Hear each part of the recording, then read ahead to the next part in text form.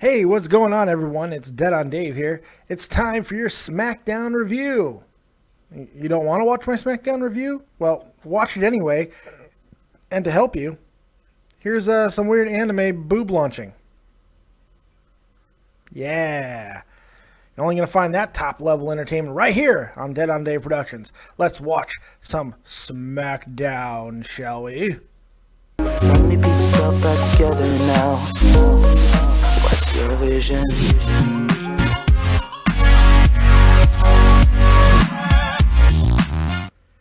That's right, this is Dead on Dave Productions, and I am your boy, Dead on Dave. Now, if those anime boobs got you into the door, well, I'm going to make sure that you sit down and stay a while, because it's time for your SmackDown review, and no one does it the same as your boy Dead on Dave, because as you know, I haven't watched it yet. I'm about to watch SmackDown right now and give you my minute to minute, well, not minute to minute, because who wants to hear me talk that much, but match by match, segment by segment breakdown. So let's strap it in, strap it on, get ready, because it's SmackDown time. No more gilding the lily. Talking is done. It's SmackDown time now. Let's go. Well, 12 minutes in, and we're off and running. Roman Reigns comes out to start the show, and he talks, and I don't know. Look, Roman was not bad on the mic at all. At first he was.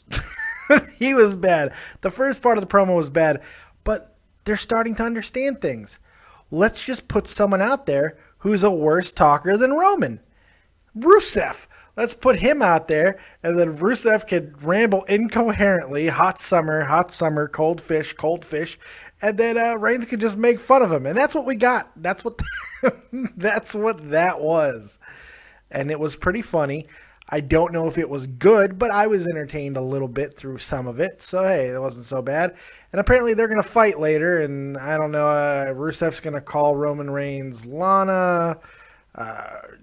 They're both creepy. I don't know. It was very strange. What I will take from it is this. Roman Reigns is trying to be way more natural, and I thought that came across. I just don't know if his natural is any better than his forced. That's the problem, and we'll find out how that goes long term. So, first segment down. Let's see what's next on SmackDown with your boy Dead on Dave. Oh, by the way, for those of you wondering, sorry about the no camera today. I'm not feeling very good.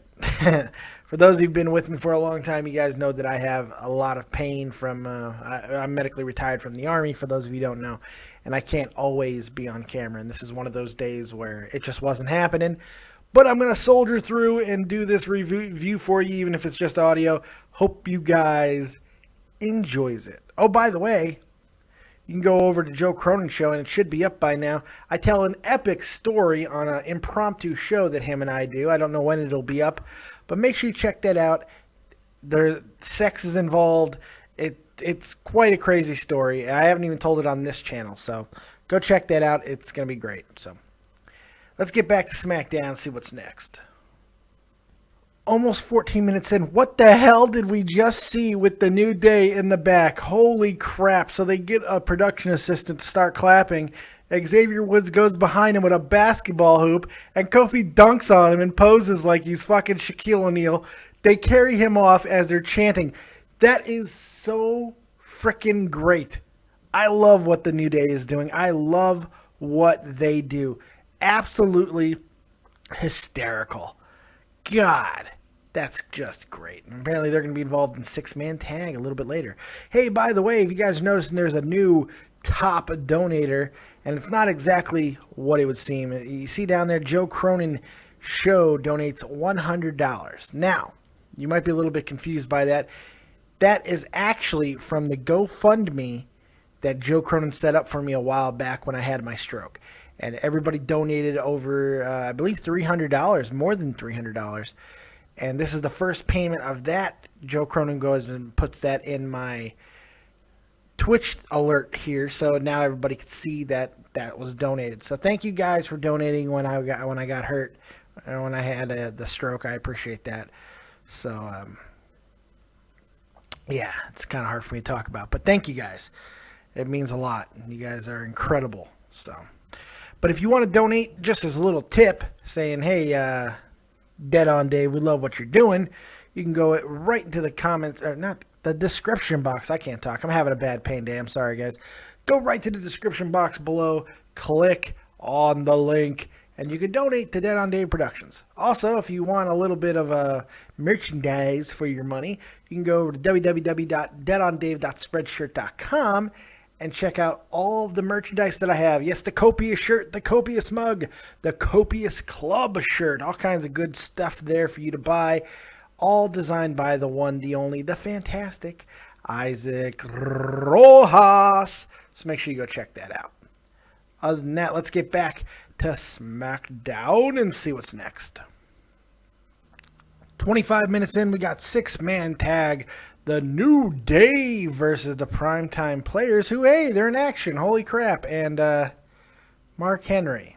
Boo. Look, I like Mark Henry. He's a company guy. He's always done right by the wrestling industry. So I got nothing but love for Mark Henry. But before the match, Mr. Big E said it best. Retire already, Mark. That was pretty funny. As for the match itself, look, this is becoming standard issue with New Day. Great match. You know, just like a really entertaining match. Whether they're winning or losing, the New Day really do know how to perform. Yeah, it's a little bit of a circus. They're all over the place. They're very vocal and animated, but it's fucking entertaining as hell. And I'm having a lot of fun watching it. It's very interesting. The Primetime Players showed what they do, and that's great. But the ending was the best part of it for the Primetime Players for me. I mean, they had their power moves. Darren Young did his little spiel, which I still am not a fan of. I don't like what he brings to the table. It's not that entertaining to me. And then Mark Henry. Well, look, whenever you're in a tag team match with Mark Henry and he's not the least entertaining part of it, you know that's a bad thing. And he wasn't. He was more entertaining than Darren Young in this match, in my opinion. But Mark gets the victory with the World's Strongest Slam because for some reason that's still a thing. And, New Day and loses. Primetime Players and Mark Henry get the victory. So, building to the future. Is Mark going to turn on them? That's kind of Mark's thing. The only guy who turns more than him is the Big Show. So, we'll see what happens there. Now, let's get back to SmackDown and see what's next, shall we? 28 minutes in, and we continue to get some more stuff from the New Day that's just absolutely gold, and I can't do it justice. So, New Day, take it away with their brand new catchphrase. Check it out. The entire world will stand on their feet as they proclaim and sing in unison. Hey, we want some New Day. Hey, we want some New Day. Hey, we want some New Day. Hey, we want some New Day. Hey, we want some New Day. Yeah, that happened. I freaking love this shit. I love the New Day. I can't help it. Something about Xavier Woods, too, man. There's just something about this guy. Up, up, down, down. If you're not watching it, go watch it. Great channel if you love video games, and Xavier Woods is awesome. So go check that shit out. It's great. Next on SmackDown. Let's find out, because I have no idea. Let's get back to it. So about 48 minutes in, yes, 48 minutes in. You know why it's been that long since the last update? Because the women, Charlotte, Sasha, Naomi, and Becky Lynch, tore the house down for the past 20-plus minutes. Had a really, really good matchup. I thought it was very interesting. They built it, started as a singles match. Charlotte was about to get the victory over Naomi when some outside interference from the rest of BAD comes in there and breaks it up, and then it gets turned into a tag team match. Becky and Charlotte versus Naomi and Sasha, who I really feel has not been getting enough spotlight. Hopefully that will change, and Sasha will start becoming a little bit more integral to this situation. Naomi's fine, but Sasha should not be a vehicle to propel Naomi. But anyway, the match was really good. Everybody got a lot of offense in. I thought it was very interesting. We got to see the different matchups of these four go into different situations, and I thought that was really good. And then eventually Naomi would get the victory in a strange roll-up situation. Interesting. It was well done. Who got who? That was the question. But Naomi did get the victory with the roll up there, beating Charlotte. So look, I don't think this is necessarily one of those situations where Charlotte or Becky or Sasha need to get victories every time that they're out there. The whole point of this is not to build one person, but to build a division, because that division was dead. So the point of this is to build a division, and having competitive matches where you don't know what's going to happen is what's going to help do that. That's what's going to make it happen. And then eventually you can have somebody rise to the top. And I think that's what they're doing, and it makes a lot of sense. And it's pretty damn interesting, and I'm really enjoying it. So let's get back to SmackDown and see what's next after a really solid 20-plus minutes of Diva action. Dominated this episode, it looks like. Wow, that was impressive, though. I enjoyed it. Okay, about 59 minutes in, and we got a match between Stardust and Zack Ryder. Now, first thing I want to do is comment on the match that Stardust won. Zack Ryder is becoming a mechanic. He's becoming a jobber of epic proportions, which is a good and bad thing. He's building himself back up on NXT with Team Hype. That Rowley, Mojo Rowley and him are becoming a tag team that's winning a lot. But I think that it's not a very good thing to have him continue to lose to mid-level guys within WWE. It doesn't do him any favors. I think it really does hinder his progress. But I don't know if they care at this point. So I'm not going to talk too much on that. Instead, let's go ahead and talk about the promo by Stardust afterwards. Look, here's the thing. I find myself so conflicted because I genuinely love Cody Rhodes. I think he's great. As Stardust, I think he's great too. I find him so interesting. I just don't care about the gimmick. And that's confusing because I like Stardust, but I don't care about the gimmick, if that makes sense. I don't care about this whole be my hero thing, but I do really enjoy seeing him. I enjoy seeing him be crazy and insane. It's just this over comic book thing does not do anything for me.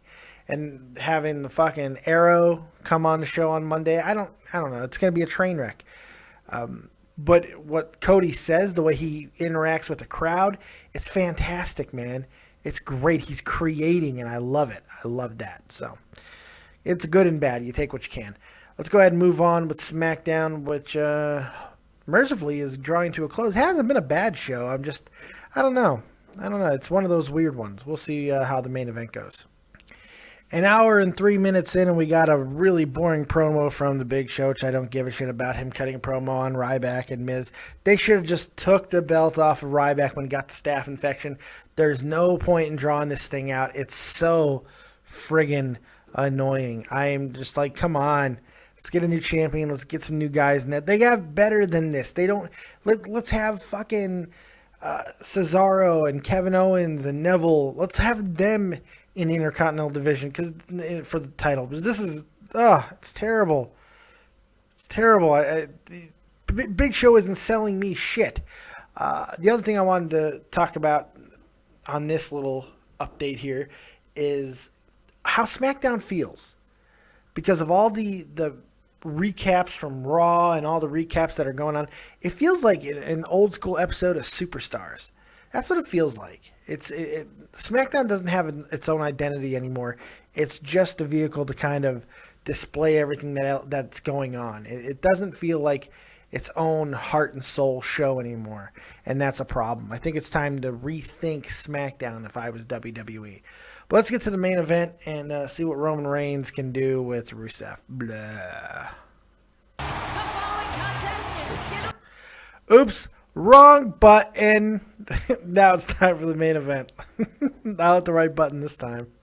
All right, so the end of the show, decent match. I thought it was pretty good. Slow building, like the match between Rusev and Roman Reigns, slow built. It was a slow burn, a lot of wear down holds, and that was fine.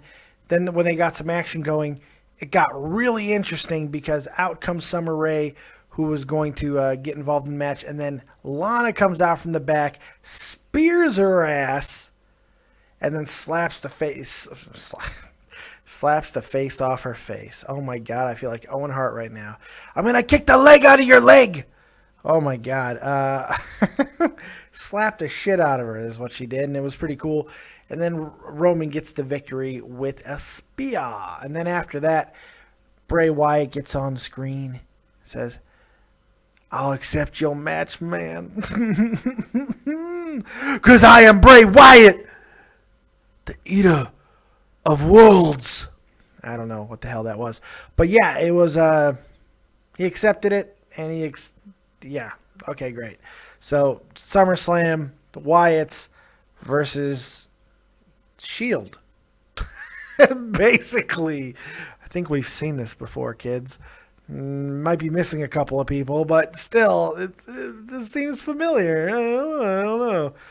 Anyway, that's all I got. I hope you guys enjoyed the show. Go check out Joe Cronin Show over at Joe Cronin Show on YouTube. Also check out Tommy C over at Shot from the Point and all the other great stuff that's happening within the community. I'm tired. I'm in pain. So I'm going to go rest. I hope you guys enjoyed the episode. Watch more wrestling. We'll see you next time. Peace. Oh, and if you don't have talent, have talented friends. That's right. So many pieces all back together now. What's your vision?